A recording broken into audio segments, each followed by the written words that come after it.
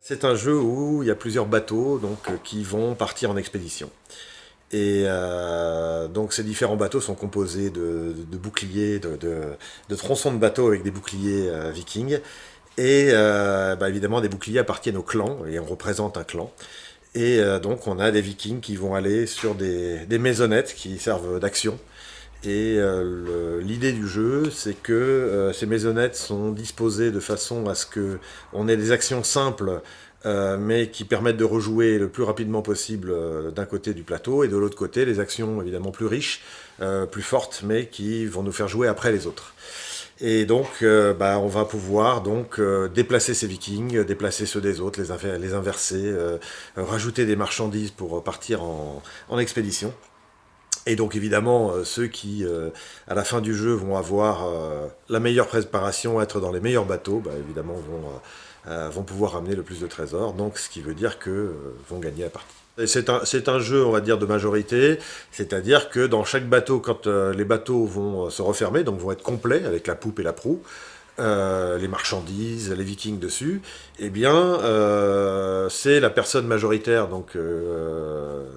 et à égalité le plus proche de la proue, qui va donc choisir en premier les trésors qui sont dessus. Donc, évidemment, il y a les gens vont se placer en majorité. Il y a aussi des gens qui vont parier sur les bateaux, c'est-à-dire que même si on n'a pas de vikings présents, on peut quand même gagner des points grâce à des paris, en supposant que c'est le clan de l'ours ou le clan du loup qui va partir avec le bateau.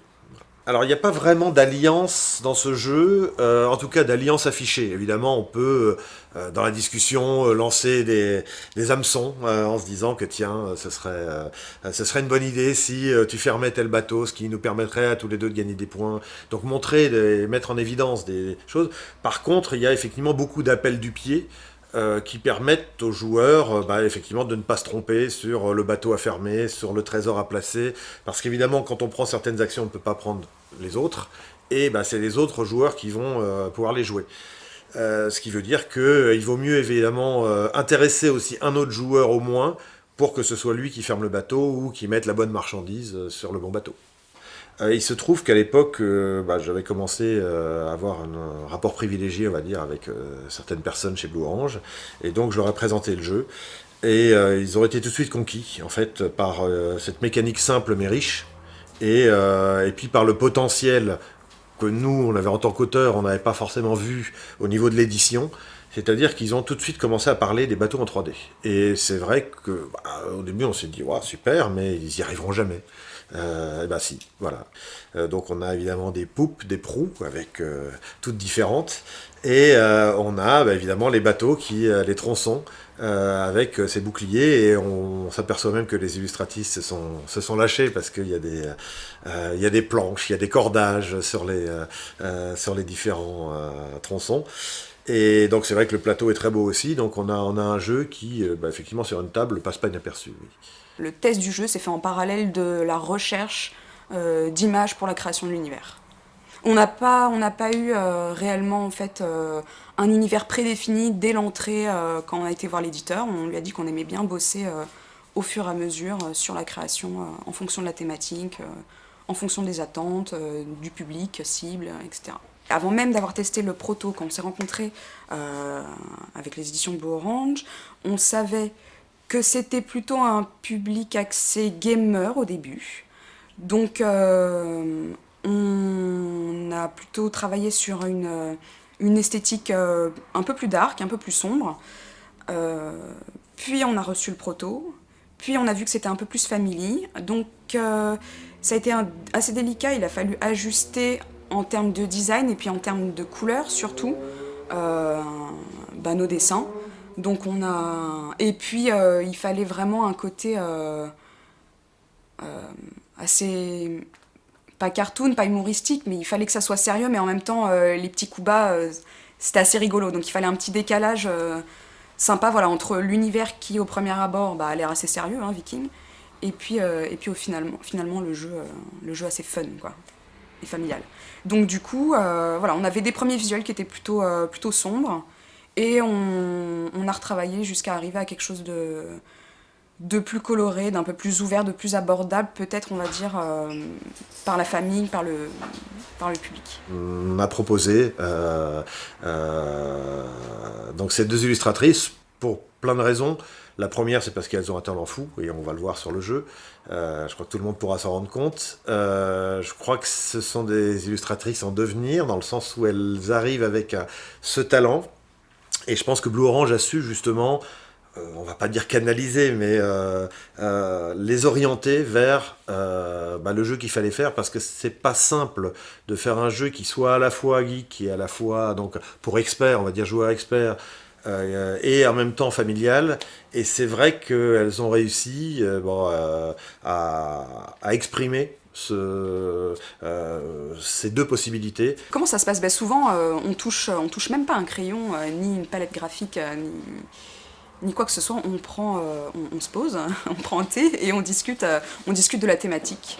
On discute de ce qui nous ferait plaisir, et avant même d'avoir des consignes forcément de l'éditeur, on aime aussi lui proposer un peu notre vision des choses. Après, on ajuste, on enlève, on met à la poubelle, ça c'est pas un souci.